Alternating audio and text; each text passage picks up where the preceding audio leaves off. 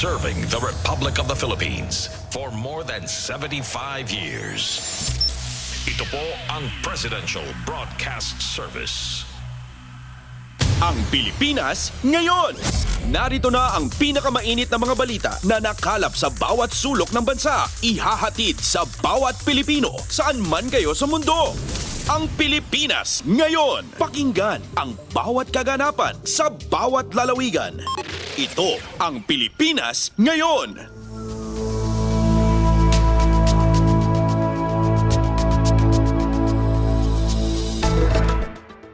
Magandang araw po sa ating mga tagapakinig. Welcome po ulit sa ating programang Ang Pilipinas Ngayon. Sa ngalan ni Ven Blones, ito po si Steph Vicente. Samahan niyo po ako sa kabuuan ng ating palatuntunan.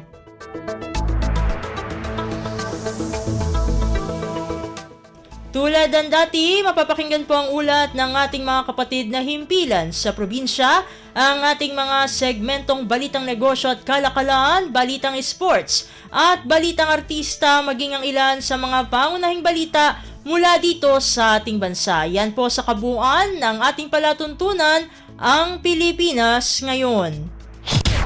Mga kaganapan sa Kamaynilaan at mga kalapit na lalawigan dito sa Ang Pilipinas Ngayon.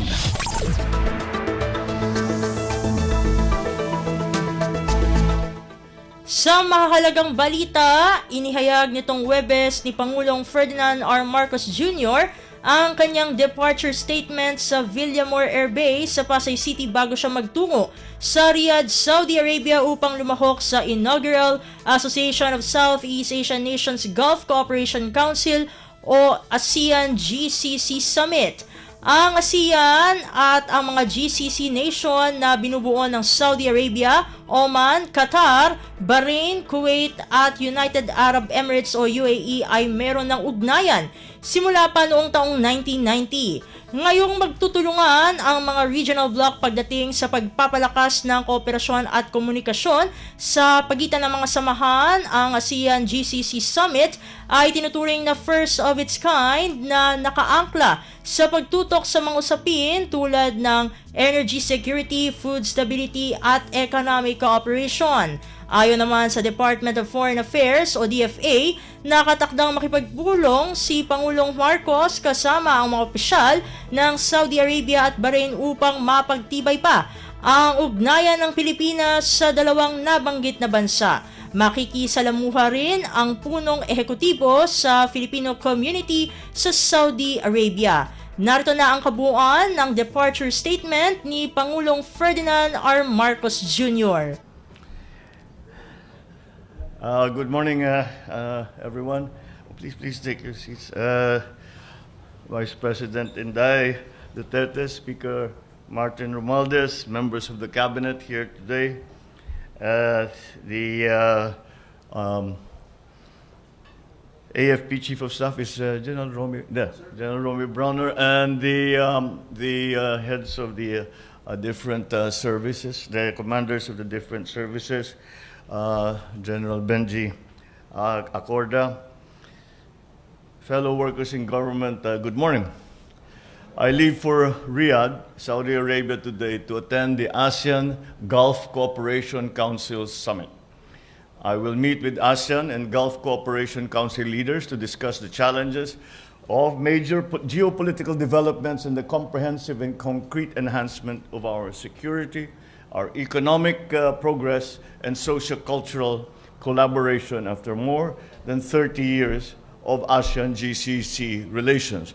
I would like to point out that this is a particularly important conference because this is the first interaction between ASEAN and the GCC, both of whom are very vibrant regions in terms of economic development for the globe. And that is why the Philippines needs to be part of that discussion. It gives us, the Philippines, a unique opportunity to advance our priorities in ASEAN under the ASEAN-GCC framework, while forging closer cooperation between the two dynamic regional organizations.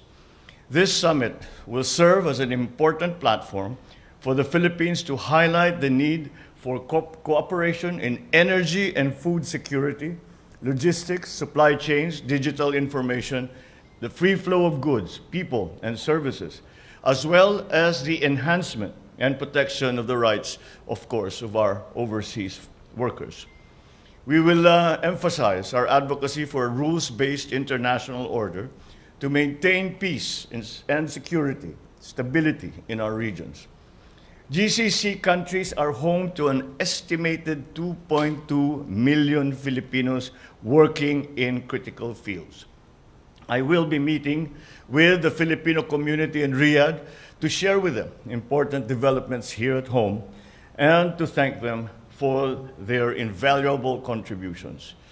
We will see to it that our constructive engagement with ASEAN and our partners will continue to serve our national interest and the well-being of the Filipino people.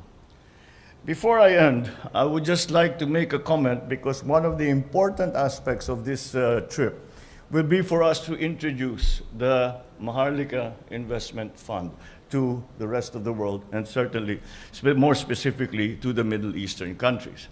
I was a bit alarmed by the news reports early this morning that I read in the newspapers that we have put the Maharlika Fund on hold. Quite the contrary. We are, the organization of the Maharlika Fund proceeds apace. And what I have done, though, is that we have found more improvements that we can make specifically to the organizational structure of the Maharlika Fund. The concept of the Maharlika Fund as a sovereign fund or an investment fund, the concept remains a good one.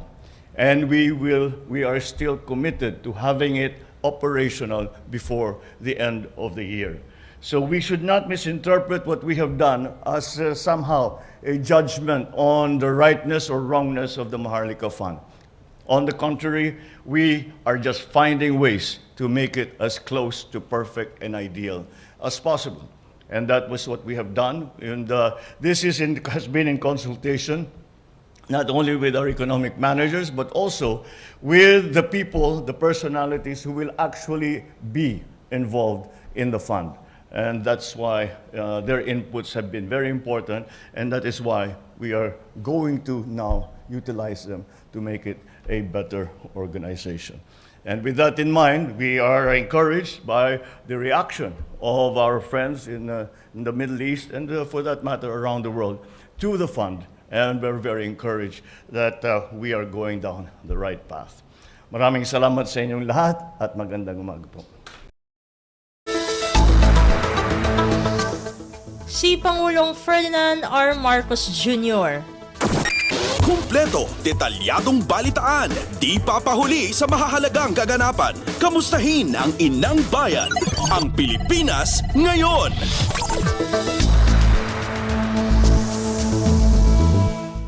Samantala, umabot na sa 4 na Pilipino ang nasawi sa pagpapatuloy ng labanan sa pagitan ng mga militanteng Palestino at Israel. Ito ay ayon sa Department of Foreign Affairs o DFA.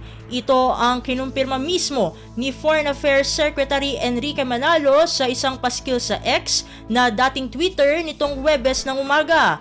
Kinumpirma rin ni Manalo na isang babaeng caregiver ang ika-4 na nasawing Pilipino.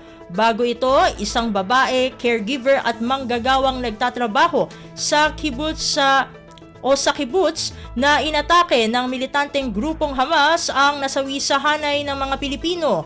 Nitong Miyerkules naman nang makauwi ng Pilipinas ang 16 na overseas Filipino workers o OFWs at isang buwang sanggol galing ng Israel, ang pinakaunang batch sa mga Pilipino na humingi ng repatriation sa gitna ng nabanggit na kaguluhan.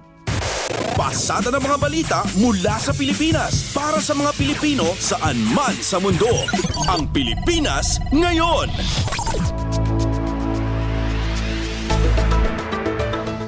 Sa kaugnay na balita, matinding takot at trauma ang naranasan ng 2 overseas Filipino worker o OFWs na umuwi sa Pilipinas mula sa Israel. kabilang sina Kathleen Tolentino, 4 na taong nagtrabaho sa Israel, at Mylene Rivera, 7 taong nagtrabaho sa Israel, sa 16 na OFWs na umuwi sa bansa nitong Miyerkules. Ang dalawa ay parehong caregivers. Sa isang pulong balitaan sa Ninoy Aquino International Airport o NAIA Terminal 3, ibinahagi ng dalawa ang kanilang naranasan sa gitna ng kaguluhan sa Israel. Anila, sobrang takot ang kanilang naramdaman nang marinig ang sunod-sunod na pagsabog ng umatake ang militanteng grupong Hamas. Nahirapan din daw magpaalam ang dalawang OFW sa kanilang mga amo dahil sobrang bait ng mga ito. Pero kinakailangan nilang itong iwan o gawin para sa kanilang naiwang pamilya sa Pilipinas. Tiniyak naman ng pamahalaan ang tulong para sa mga OFW na naipit sa kaguluhan sa Israel. Kabilang narito ay nabigyan na ng tig 50,000 pesos na tulong pinansyal ang mga OFW mula sa Department of Migrant Workers o DMW at Overseas Workers Welfare Administration o OWA. Bukod diyan, magbibigay din ng tulong ang Department of Social Welfare and Development o DSWD, Department of Health o DOH at Technical Education and Skills Development Authority o TESDA. Kumpleto, detalyadong balitaan, di papahuli sa mahahalagang kaganapan. Kamustahin ang inang bayan, ang Pilipinas ngayon. Samantala, binisita ni Philippine Ambassador to Israel Pedro Lailo Jr. ang isang Pilipino na nasugatan sa kaguluhan sa Israel. Kinilala ang OFW na si Joey Pagsolingan na nagtamo ng sugat sa kanyang kaliwang braso at kinailangang sumailalim sa surgery matapos mabaril sa nangyaring pag-atake ng militanteng grupong Hamas. Si Pagsolingan ay nailigtas ng Israeli Defense Forces sa Kibbutz Be'eri na malapit sa Gaza Strip. Kasalukuyan namang nagpapagaling ang OFW sa Tel Aviv Soraski Medical Center. Kasabay nito ay binisita rin ni Ambassador Lailo sa naturang ospital ang underground emergency room para sa mga mass casualty incident, medical airlift capabilities at nakipagkita rin sa mga nakaligtas sa pag-atake ng Hamas. Nagpasalamat naman ang Embahada ng Pilipinas sa Israel sa Israeli Defense Forces sa pagligtas at pag-aalaga sa mga Pilipino roon, pati na rin sa Filipino community na tumutulong sa sugatang OFW. Kumpleto, detalyadong balitaan, di papahuli sa mahahalagang kaganapan. Kamustahin ang inang bayan, ang Pilipinas ngayon.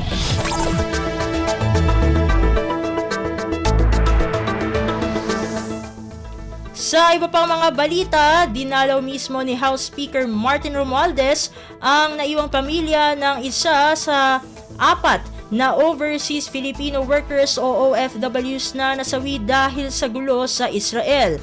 Kasamang nakiramay si Romualdez o ni Romualdez, si Senior Deputy Speaker Aurelio Gonzales Jr. at si Pampanga Governor Dennis Pineda sa pamilya ng Pinoy caregiver na si Paul Castelvi na tubong San Fernando, Pampanga. Sinamantala na rin ito ni Romualdez para iabot ang 500,000 pesos na cash assistance mula sa kanya at kay Tingog Party List Representative Yeda Romualdez. Batid ng House Leader na walang anumang halaga ng pera ang makakapagpawi sa sakit na mawalan ng kaanak, ngunit umaasa siyang makakatulong pa rin ang ipinaabot na cash assistance. Naipaabot din ang tulong pinansyal para sa naiwang kaanak ng 2 pang OFW. Si Negros Occidental 2nd District Representative Alfredo Maranion III ang nagpaabot ng tulong sa pamilya ni Loretta Alacre, habang si Pangasinan Representative Ramon Guico Jr. ang nagtungo sa tahanan ni Angeline Aguirre. Samantala, ang asawa ni Castelvi ay nasa Israel pa rin at nagtatrabaho bilang isang caregiver. Inaasahan na isisilang nito ang kanilang unang anak sa Nobyembre. Nagpabot naman ang anak ng amo ni Castelvi ng pasasalamat sa naulilang pamilya nito at naniniwala na prinotektahan ni Castelvi ang kanyang amo mula sa grupong Hamas. Una naman nang kinilala ng Israeli government at ng employer ni Aguirre ang kabayanihan nito dahil sa hindi niya iniwan ang kanyang inaalagaan sa gitna ng pag-atake. Habang pinasalamatan din ng amo ni Alacre ang ating kababayan sa pagsisilbi nito ng 6 na taon bilang caregiver. Kumpleto, detalyadong balitaan, di papahuli sa mahahalagang kaganapan. Kamustahin ang inang bayan, ang Pilipinas ngayon.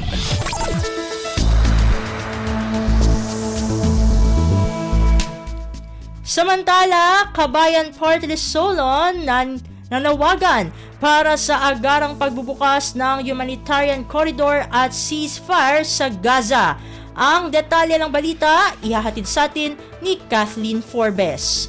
Nanawagan si House Committee on Overseas Workers Affairs Chair Ron Salo sa Department of Foreign Affairs na gawin na lahat ng diplomatikong pakikipag-ugnayan para mabuksan ang humanitarian corridor sa Gaza Strip at ligtas na mailikas sa mga kababayan nating naiipit ngayon sa gulo sa pagitan ng Israel at Palestine. Sa isang briefing, sinabi ng DFA na nakadepende sa pagbubukas ng humanitarian corridor sa Egypt ang repatriation ng mga Pilipino sa Gaza. Sabay nito nais ring malaman ng mambabatas kung sasapat ba ang 24 oras ng pagbubukas ng naturang humanitarian corridor upang mailikas ang nasa 78 Pilipino na gustong umuwi. Siniguro naman anya ni DFA Secretary Enrique Manalo na sapat na ang isang buong araw para mailabas sa mga Pilipino mula sa Gaza. Kasabay nito ay kinilala rin ni Salo ang DFA, DMW at OWA sa pagtugon sa sitwasyon, kasunod na rin ang repatriation ng 17 Pilipino mula naman Israel. Ito si Kathleen Forbes para sa Radyo Pilipinas. Pasada ng mga balita mula sa Pilipinas para sa mga Pilipino saan man sa mundo. Ang Pilipinas ngayon.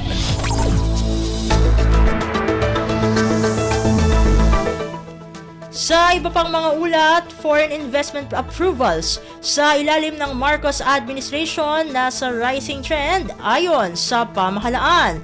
Ang kabuang ulat, ihatid sa atin ni Alvin Baltazar. Future looks promising. Itong pinahayag ng pamahalaan sa gitna ng nakikitang rising o upward trend ng foreign investment approval sa bansa. Sa report na tinanggap ni Pangulong Ferdinand R. Marcos Jr. mula sa Board of Investments at Philippine Economic Zone Authority, kapansin-pansin niya ang substantial increase sa approved foreign investment simula nang maupo ang administrasyon o sa nakalipas na mahigit isang taon. Lumalabas na nakapag-record ang bansa ng 1.4 trillion pesos total approved investments magmula nang maupo sa kapangyarihan ang Marcos administration. Sa foreign investment approvals ng BOI at ng PESA sa second half ng 2023 ay pumalo na niya ito sa 3.3 billion US dollars mula sa 1.1 billion US dollars sa first half ng 2022. At kung pag-usapan ay first half ng 2023, umakyat naman ang approval sa 8.4 billion US dollars.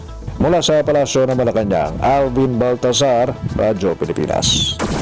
Kumpleto, detalyadong balitaan, di papahuli sa mahahalagang kaganapan. Kamustahin ang inang bayan, ang Pilipinas ngayon.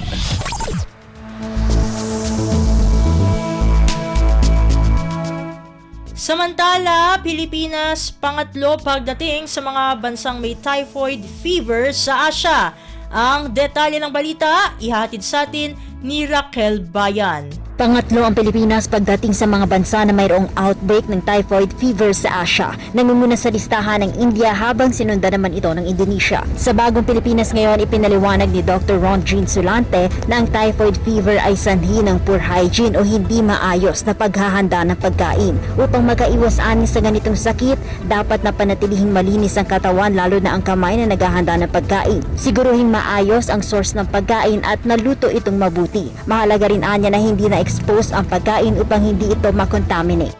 Although we have what we call manageable number of cases, but every year I think there are province or municipalities that also report outbreaks. No, kasi usually this is a common source infection. Isang tao ang may source nito, and then they serve the food, or in what way, one way or the other, they are selling the food and contaminated, and that's where the infection can be transmitted to other people. Mula sa Malacanang, ito sila Kalbayan para sa Radyo Pilipinas.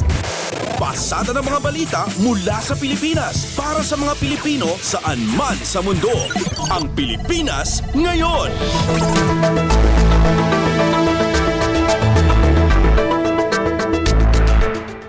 Sa iba pang mga ulat, Senate President Juan Miguel Zubiri naniniwalang may magandang rason sa pagsuspinde sa pagpapatupad ng Maharlika Investment Fund o MIF law. Ang kabuang ulat, ihahatid sa atin ni Nympha Asuncion. Hinimok ni Senate President Juan Miguel Zubiri ang lahat ng pagkatiwalaan ang desisyon ni Pangulong Ferdinand R. Marcos Jr. na suspindihin muna ang pagpapatupad ng Maharlika Investment Fund o MIF law. Naniniwala si Zubiri na mayroong balidong rason si Pangulong Marcos at ang kanyang economic team para pag-aralan pa ng maigi ang batas.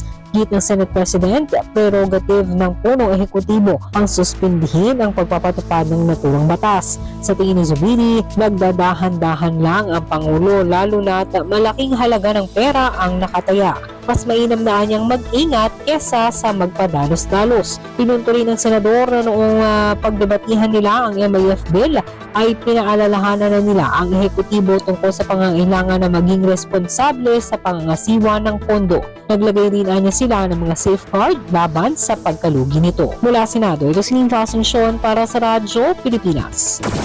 Kumpleto, detalyadong balitaan, di papahuli sa mahahalagang kaganapan. Kamustahin ang inang bayan, ang Pilipinas Ngayon.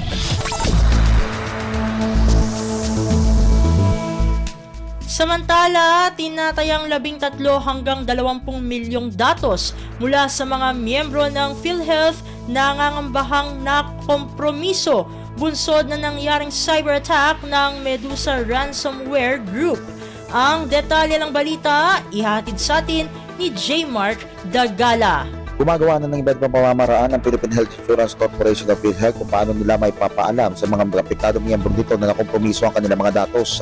Ito ang inihayag ni PhilHealth Data Privacy Officer Marisa Santiago makarang aminin nito na posibleng nakompromiso ang datos ng mga nasa umigit kumulang 13 hanggang 20 milyong miyembro nito bunsod na nangyaring cyber attack ng Medusa Ransomware Group sa kanilang sistema. Pero paglilinaw ni Santiago, posible pa namang mabawasan ang mga nabanggit na bilang dahil kasalukuyan pa rin sinusuri ang mga nakuha nilang datos gaya na nagkadobling pangalan at iba pa. Dagdag pa ni Santiago na karamihan sa anya sa mga datos na posible na kompromiso ay yung mga indirect contributor, partikular na yung mga senior citizen at mga mahihirap. Dahil dito sinabi ni Santiago na kabilang sa mga hakbang na kanilang ikinakasa ay ang pagbibigay apiso sa mga apektadong miyembro sa pamamagitan ng text message, email o di kaya naman ay isa-isang padalhan ng sulat o puntahan sa bahay. Samantala sinabi naman ng PhilHealth ay naasahan na nalang madideliver ngayong linggo ang binili nilang antivirus software para sa kanilang workstation sa napasok ng mga hacker. J. Mark Dagala, Radyo Pilipinas. Pasada ng mga balita mula sa Pilipinas para sa mga Pilipino saan man sa mundo. Ang Pilipinas Ngayon.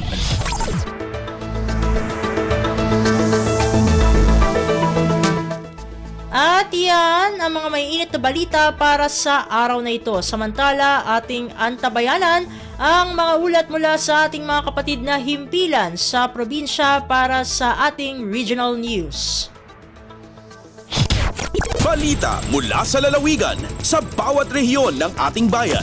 Dito sa Ang Pilipinas Ngayon.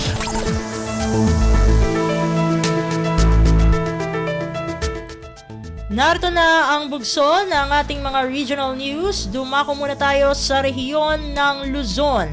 30 urban barangay sa lungsod ng Lawag nakatanggap ng composting kits mula sa lokal na pamahalaan. Ang kabuang ulat, ihahatid sa atin ni Jude Pitpitan mula sa Lawag. 30 nga urban barangays ti imawa ti composting kits. Manipod iti lokal na gobyerno dito yung syudad ti Lawag. Kinuna ni Lawag City Mayor Michael Marcos Kion.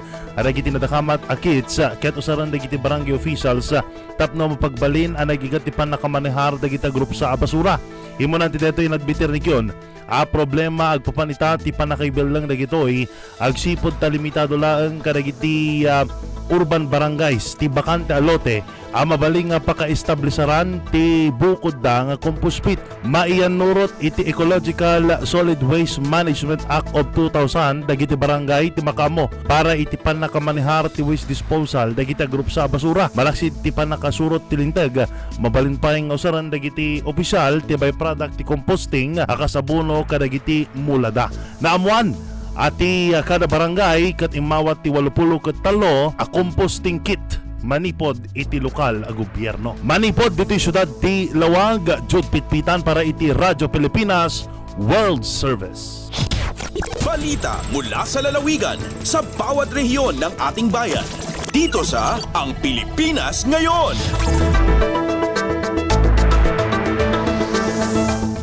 Inyong napakinggan ang ulat ni Jude Pitpitan mula sa Lawag.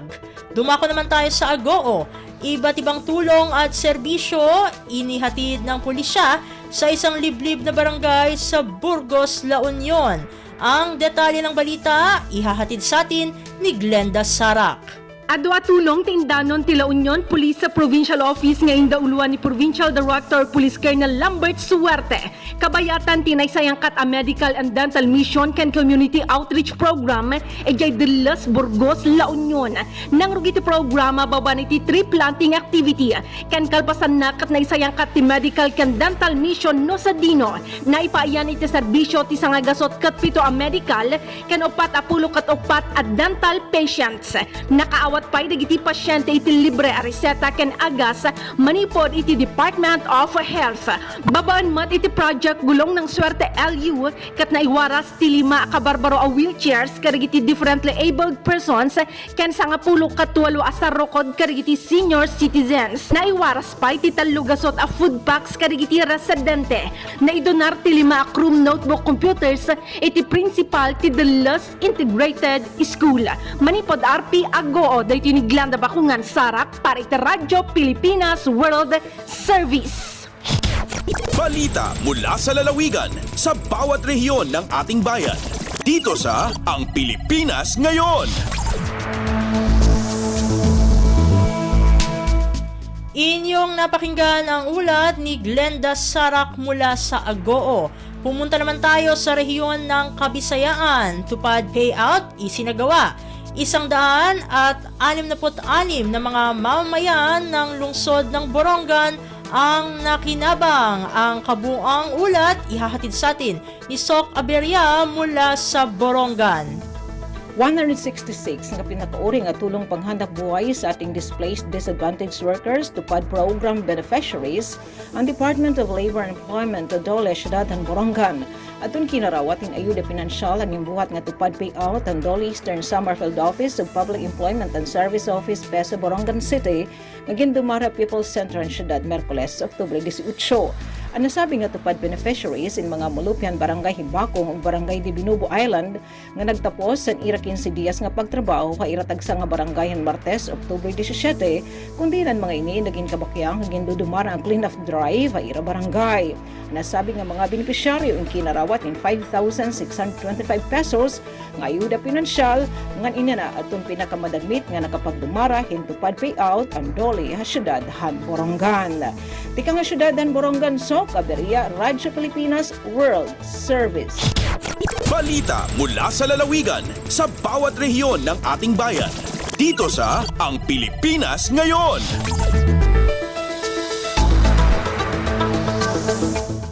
Inyong napakinggan ang ulat ni Sok Aberia mula sa Borongan. Dakuin naman natin ang sogod, 2 bagong species ng salagubang o beetle na diskubre sa Southern Leyte. Pakinggan ang detalye ng balita mula kay Aljon Malot. Duha ka bagong species sa beetle kon bakukang ang nadiskubrihan sa grupo sa mga siyentista sa Mount Nacolod sa Silago, Southern Leyte. Sumala sa gipagawas nga pagtuon nila Annalyn Cabras, Tristan Luap Sinarillos ug Jason Ibanez. Ang maong mga species giklasipikar ubos sa genus nga Metapocertus heller o ginganlan nga nakulod turquoise beetle o Metapocertus silago o Silago blue beetle o Metapocertus silago. Nasayran ngang makasaysayanong pag-ila na hitabo human nagpahigayon ang Philippine Eagle Foundation kung PEF o Biological Feasibility Assessment niadtong Setyembre tuig 2022 isip pagsuta kung ang Philippine Eagle mahimong buhian pagbalik sa Mount Nakulod. Matod sa mga tigpanukiduki, ang pagkadiskubre sa duha ka bag-ong mga species nagpasiugda sa kamahinungdanon sa pagdeklara sa Mount Nakulod nga protected area aron maproteksyonan ang mga talagsaong flora ug fauna batok sa nagkadayang hulga sa pagkadaot. Gikan sa Radyo Pilipinas sugod, kini si Aljon Malot para sa Radyo Pilipinas World Service. Balita mula sa lalawigan sa bawat rehiyon ng ating bayan. Dito sa Ang Pilipinas Ngayon.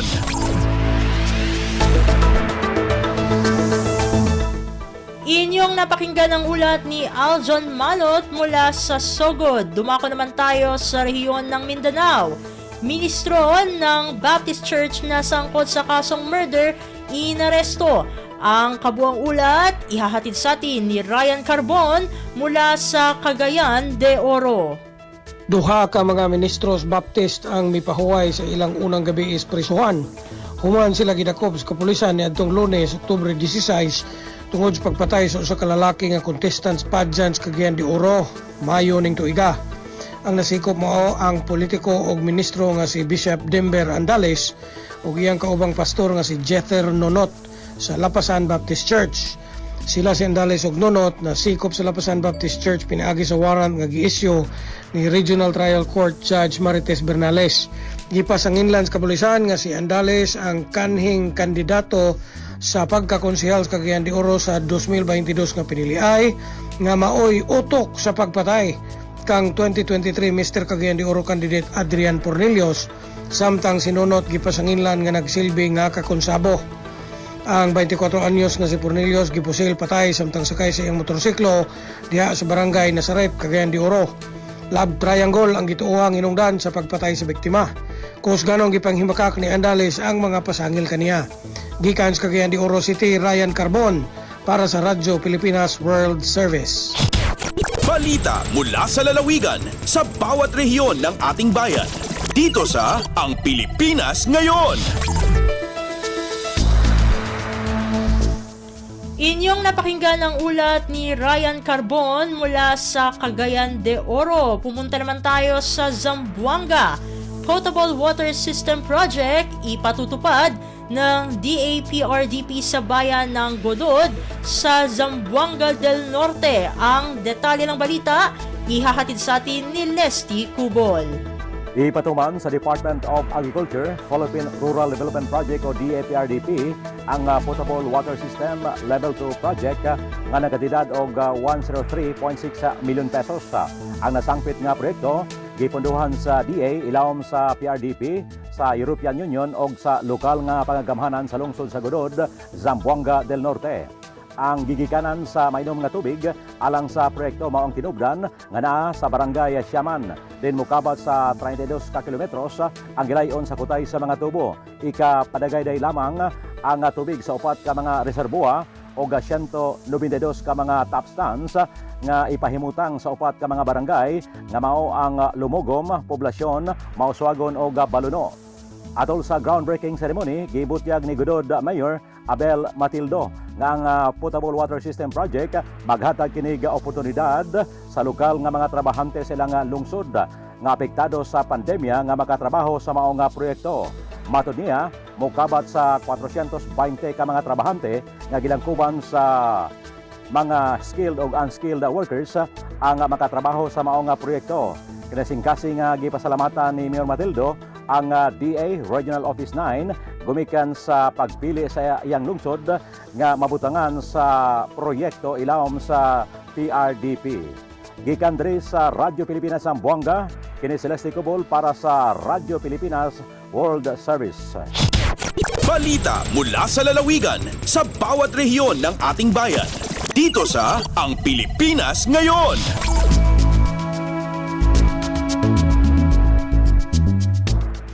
Inyong napakinggan ang ulat ni Lesty Cubol mula sa Zamboanga. Pumunta naman tayo sa Iligan.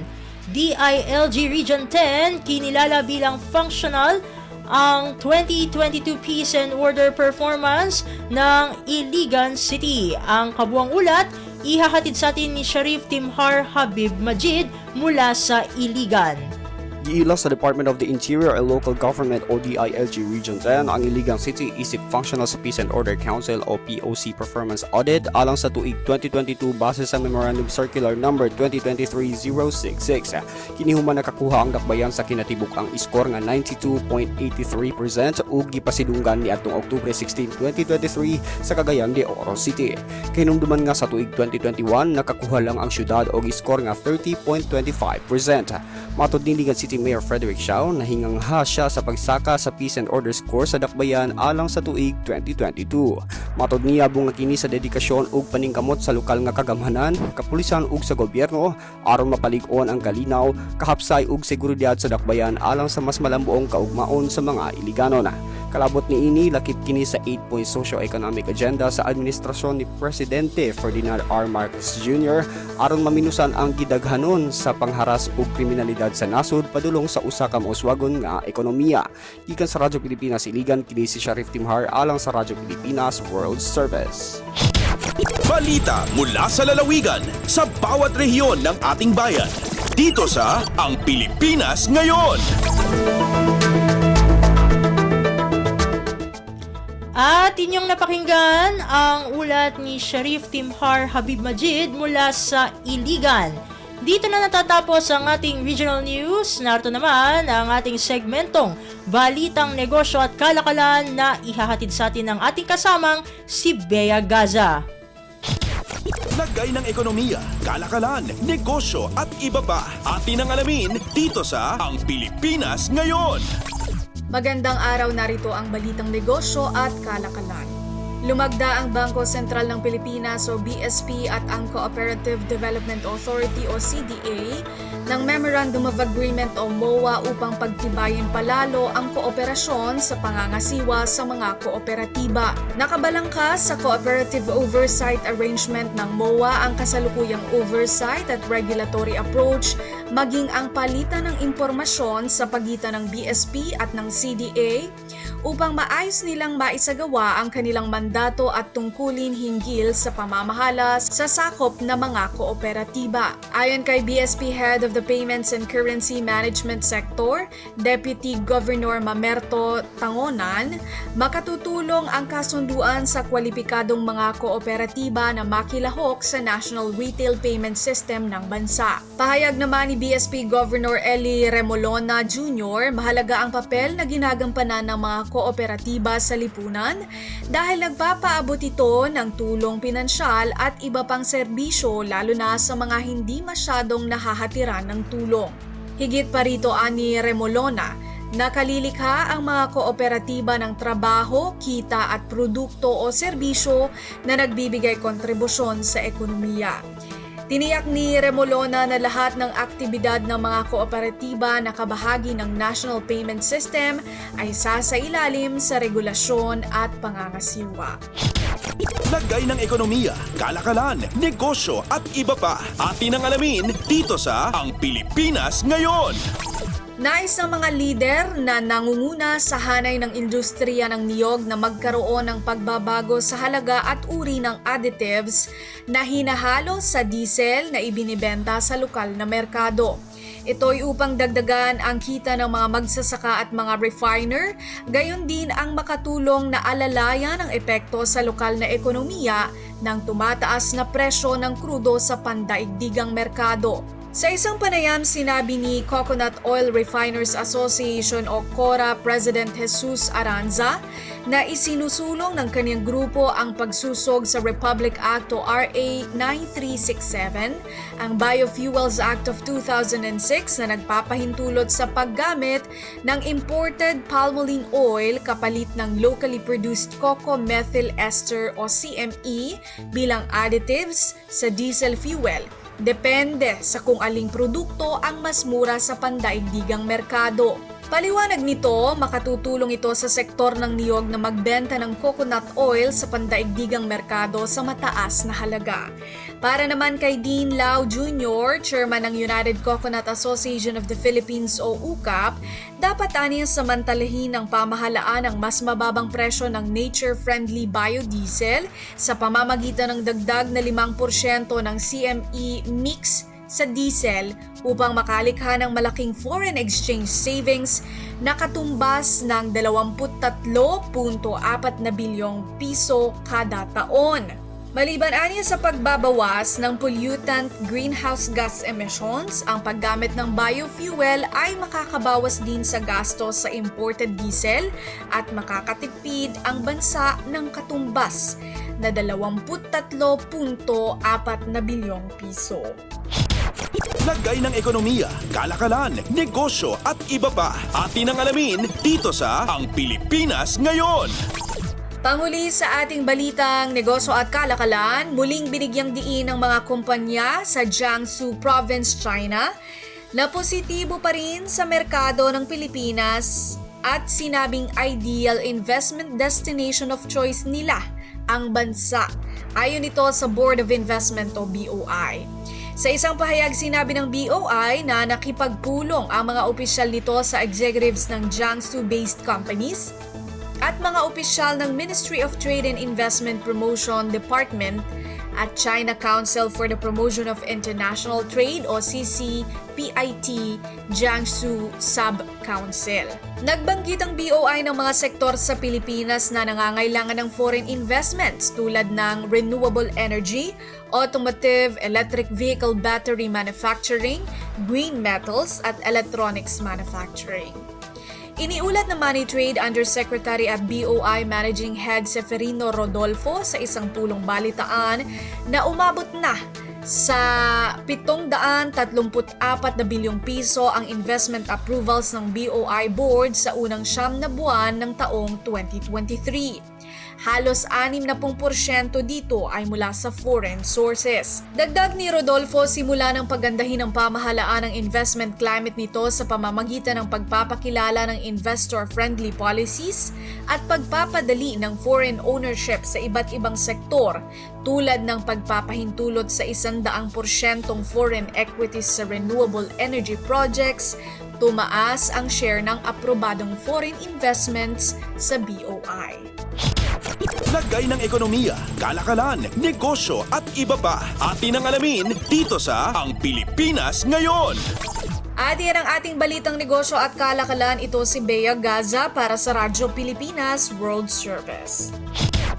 Lagay ng ekonomiya, kalakalan, negosyo at iba pa. Atin ang alamin dito sa Ang Pilipinas Ngayon.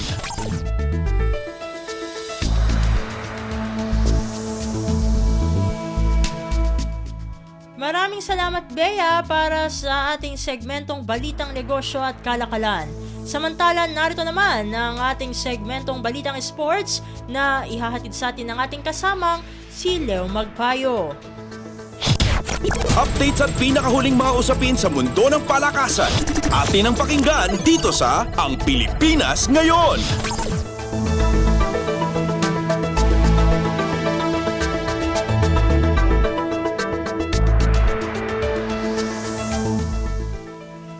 Magandang araw, narito na po ang Sports Balita.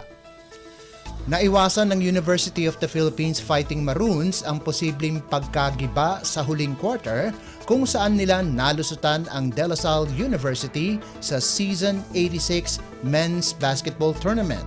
Nakatulong ang clutch jumper ni Jerry Abadiano para malusutan ng Fighting Maroons ang Green Archers sa bisa ng 67-64 panalo sa larong ginanap sa Mall of Asia Arena.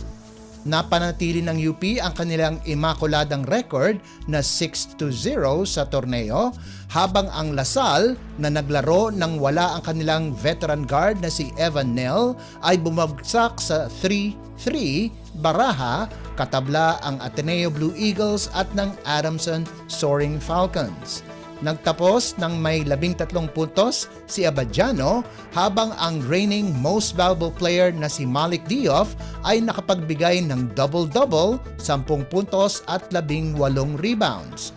Nanguna naman sa panig ng Lasal si Mike Phillips na may 15 puntos, 14 na rebounds at 3 blocks, habang nag-ambag si Kevin Kembao ng 14 na puntos at 7 rebounds. Sa isa pang laro, pinagpatuloy ng National University Bulldogs ang kanilang winning streak kung saan pinatumba nila ang University of the East sa score na 68-49. Naging solido ang kapit ng Bulldogs sa second place sa standings na may 5-1 record habang bumagsak sa 2-4 ang baraha ng UE. Nanguna naman para sa Bulldogs sina Omar Jan at Jake Figueroa na kapwa nakakuha ng double-double na 12 puntos at 10 boards bawat isa. Updates at pinakahuling mga usapin sa mundo ng palakasan. Atin ang pakinggan dito sa Ang Pilipinas Ngayon.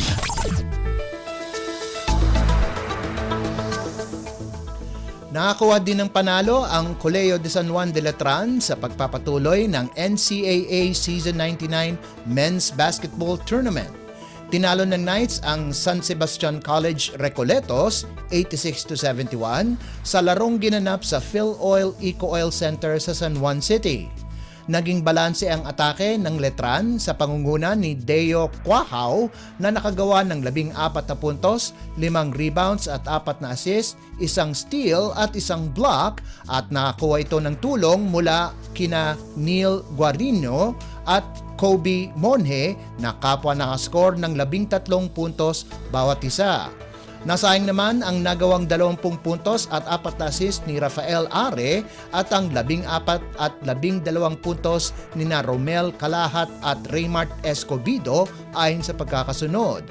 Naging 3-5 ang record ng San Sebastian. Sunod na mga kalaban ng Knights ang Colegio de San Juan o College of St. Benilde itong darating na linggo habang magtatapat ang Golden Stags laban sa San Beda University sa Biyernes na gaganapin sa parehong venue sa San Juan Arena. Updates at pinakahuling mga usapin sa mundo ng palakasan.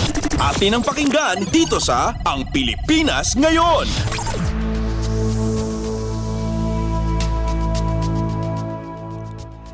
Pagkatapos hindi maglaro si Ced Domingo sa kanilang opening game sa Premier Volleyball League o PVL, inanunsyo ng Creamline Cool Smashers na bibitawan na nila ang middle blocker na humiling na maglaro sa ibang bansa. Sa isang pahayag, sinopresa ng Creamline ang volleyball community kung saan sinabi nga nila na maglalaro si Domingo para sa isang hindi binanggit na international team. Inamin naman ng koponan na malaking epekto ang pagkawala ni Domingo sa kanilang kampanya sa PVL, subalit pinarating nila ang kanilang suporta para makuha ng mga players ang kanilang pang-sariling pangarap. Ilang buwan pa lang ang nakakalipas kung saan ang pangunahing setter ng Cool Smashers na si Gia de Guzman ay maglalaro sa Japan V-League at sa kanilang unang laban sa Second All-Filipino Conference kontra Chocomucho Flying Titans ay pinarada nila si Kyle Negrito bilang kanilang main playmaker. Wala pang detalye kung saan maglalaro si Domingo at kung hindi na nga siya makakapaglaro para sa Cool Smashers sa buong panahon ng All-Filipino Conference. Updates at pinakahuling mga usapin sa mundo ng palakasan. Atin ang pakinggan dito sa Ang Pilipinas Ngayon.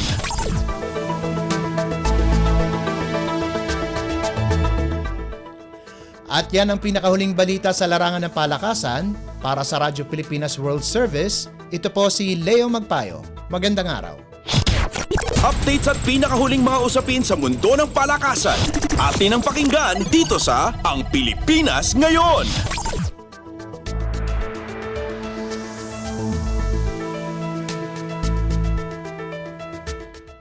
Maraming salamat Leo para sa ating segmentong Balitang Sports. Samantala, narito na ang mga latest chika sa ating segmentong Balitang Artista. Ang latest, ang hottest sa showbiz and entertainment. Heto na sa Ang Pilipinas Ngayon.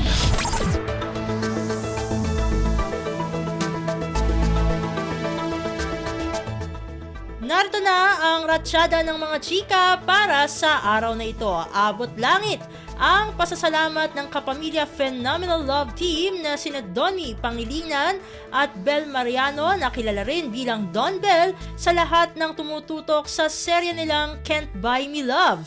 Tuwang-tuwa ang Don Bell sa natatanggap nilang positive feedbacks and reviews mula sa mga manonood mula nang magsimula ang kauna-unahan nilang primetime series.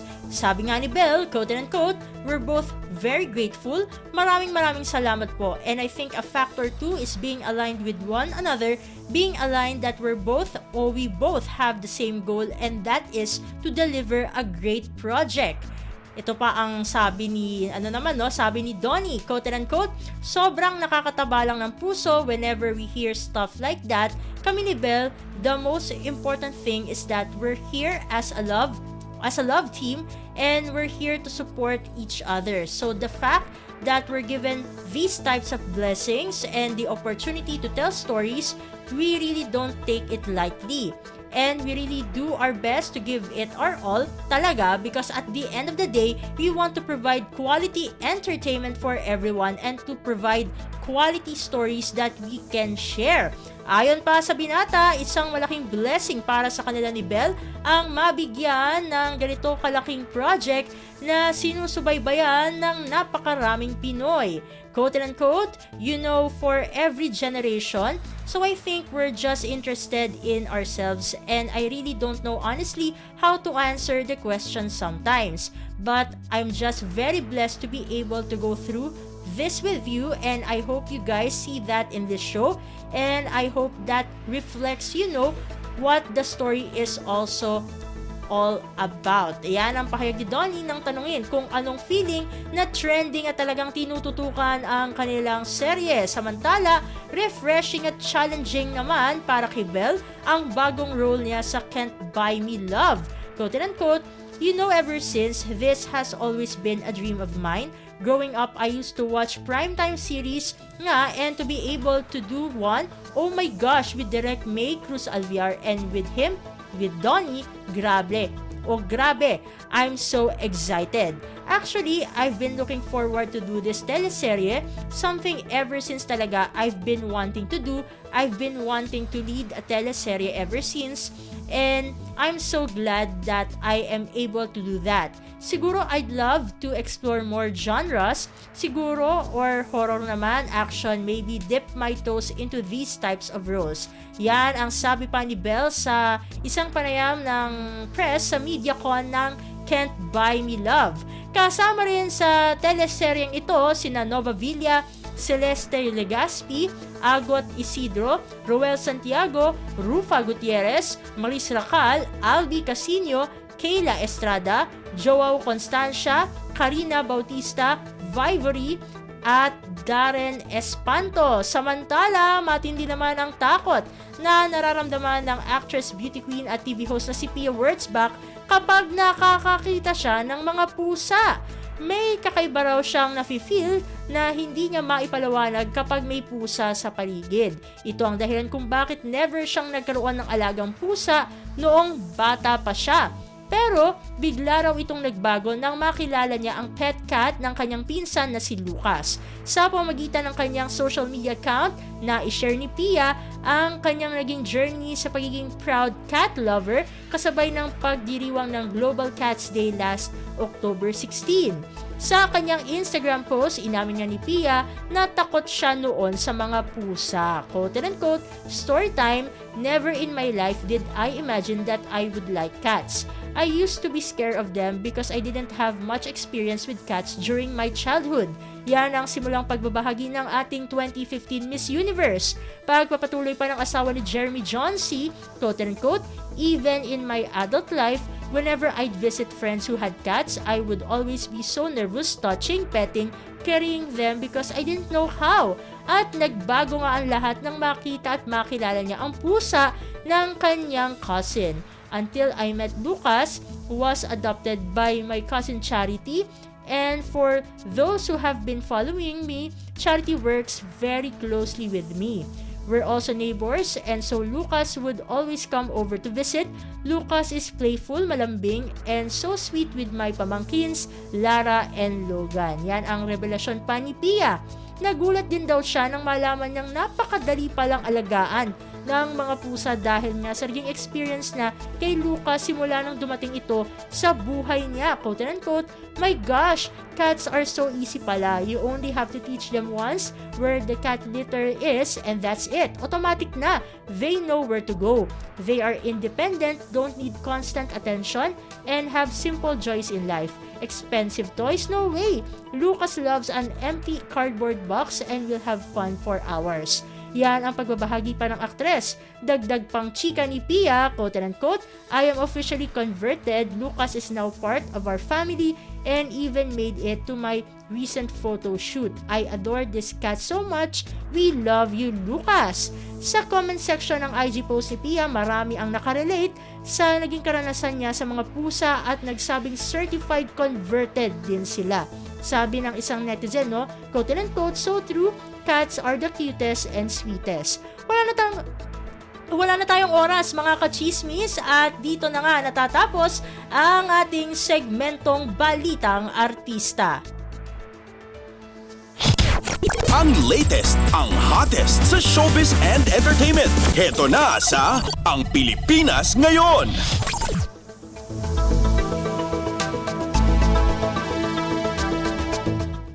At yan po ang kabuuan ng ating programa para sa araw na ito. Samantala, magpapasalamat muna tayo sa ating mga nakasama sa ating transmitter site sa Tinang.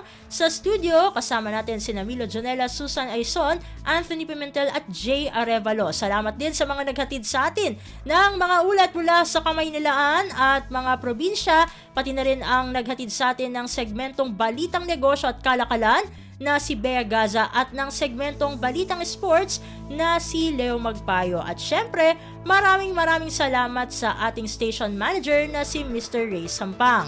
Maraming salamat po hanggang sa susunod na edisyon ng ating palatuntunan.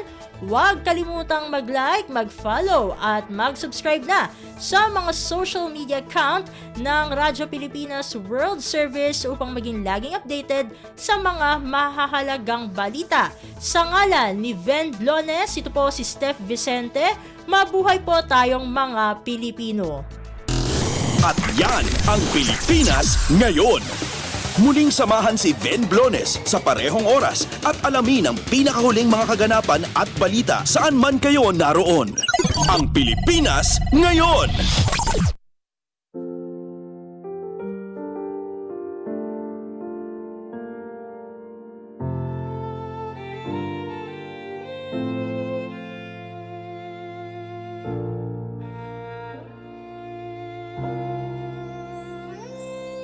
Ang tanging may pamamaan ako'y edukasyong Pilipino.